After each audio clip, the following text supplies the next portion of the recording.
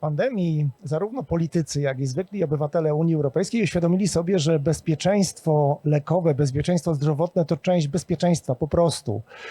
Jak to wygląda dziś? Jakie wnioski wyciągnęliśmy z tamtego doświadczenia? Co się podziało w geopolityce? Jak bardzo wpłynęło to na rynek leków i dostępność leków w Europie? Jak bardzo wpływa to na nasze bezpieczeństwo? Porozmawiam zaraz o tym z moim gościem.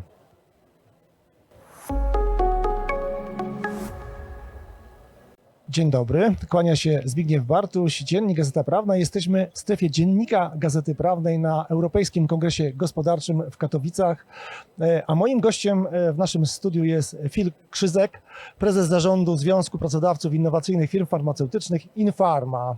Good morning. Good morning. You came to Poland as a very experienced expert and manager during COVID pandemic. It was a very hard time for all of us. So EU citizens and also politicians realized at the time that European countries should jointly take care of health security, and this is impossible without ensuring uninterrupted access to all necessary medicines. Subsequent events, the geopolitical now, yes, have further increased the pressure on safety and security. How is Europe dealing with the challenge? What do you think? Well, I think you're right that the importance and the significance of health absolutely increased as a result of COVID. And as you've said, recent events in geopolitics only serve to reinforce that. In terms of how Europe are doing, well, I think the first thing I'd say is the significant thing about the Polish presidency was very much putting health first and foremost as a security issue. And I think that was really important to flag and indicate the importance of that. I think there have been lots of measures looking at, well, how do we ensure security in Europe, both looking at short-term supply and supply chains, and as an industry as well, we've made many adjustments to improve security within Europe. But I also think the topic of medium to long-term security is important, and what I'm talking about there is access to innovation, because of course you need innovation for the drugs of the future. And I think one of the key instruments that Europe is looking at is obviously the pharmaceutical legislation, the pharmaceutical package. It's been a very complex instrument because, of course, it's looking at the whole value chain of pharmaceuticals, from research and development through to approval, reimbursement, production, distribution. And I think a lot of progress has been made on that. And obviously, it's important because if you look at the current status of innovation versus other parts of the world like China and the US, unfortunately, it's a very critical situation because already we're losing on many critical areas. And why? Why we are losing? Well, because the problem of Europe today.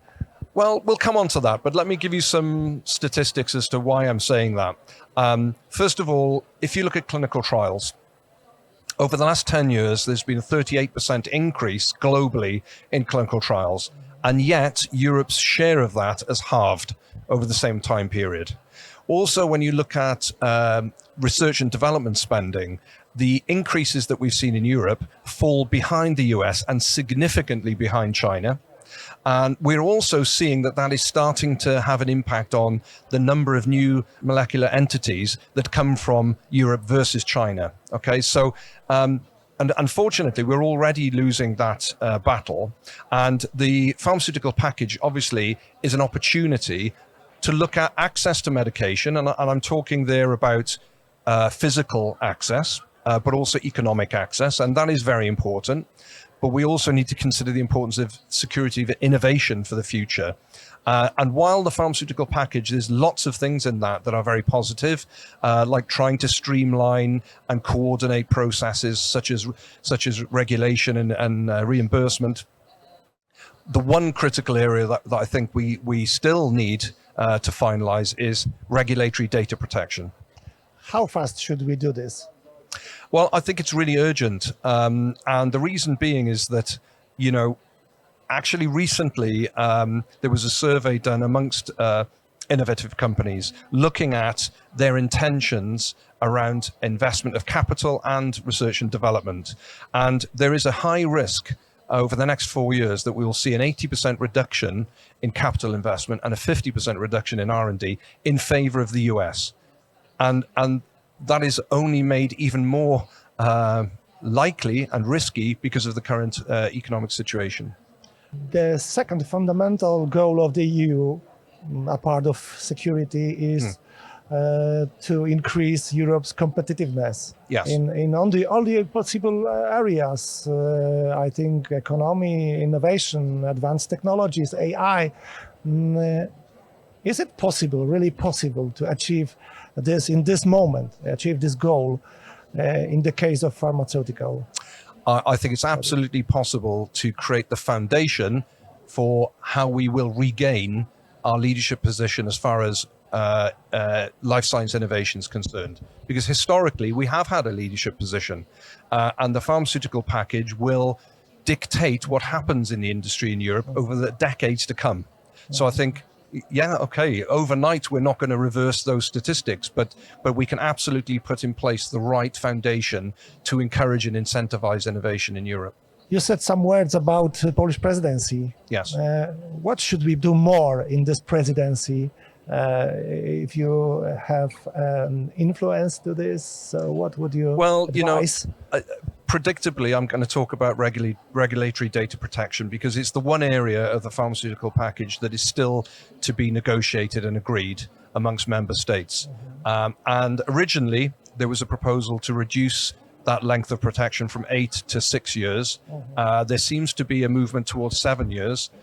But given everything I've said about the current situation, which has arisen after the beginning of this legislation, there's an argument to actually extend and not reduce the regulatory data protection.